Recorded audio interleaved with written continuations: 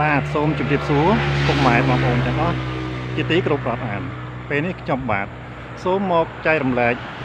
នៅរុក្ខជាតិឱសថ3មុខបាទសម្រាប់ព្យាបាលរូបដងវល់លាកច្រមុះលាកស៊ីច្រមុះបាទហើយមានធាតុផ្សំ3មុខបាទទី1គឺវល់កន្លត់ចកនេះឯង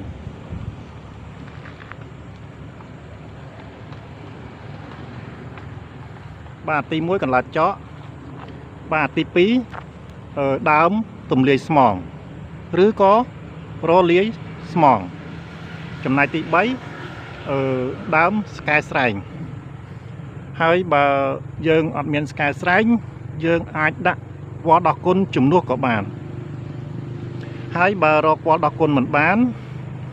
យើងអាចដាក់វល្លិគុយជំនួសក៏បានអញ្ចឹង3មុខបាទ3មុខនេះយើងយកមកចិញ្ច្រាំឲ្យល្អិតហាលឲ្យស្ងួតហើយស្ងោរផឹកបាទស្ងោរផឹកដាក់ធម្មតាហើយមកចោបបាទ3មុខនេះសម្រាប់ព្យាបាលជំងឺឬដងវល់ឬហៅថាអាឡែស៊ីច្រមុះបាទ3មុខបាទសូមអរគុណសូមពុកម៉ែបងប្អូនបាទជួយចែករំលែកវីដេអូនេះបាទដើម្បីដល់មិត្តភក្តិបងប្អូនរបស់យើងដែលគាត់មានជំងឺដូចខ្ញុំរៀបរាប់ខាងលើនេះផងដោយសេចក្តីអនុគ្រោះបាទសូមអរគុណបាទសូមជម្រាបលា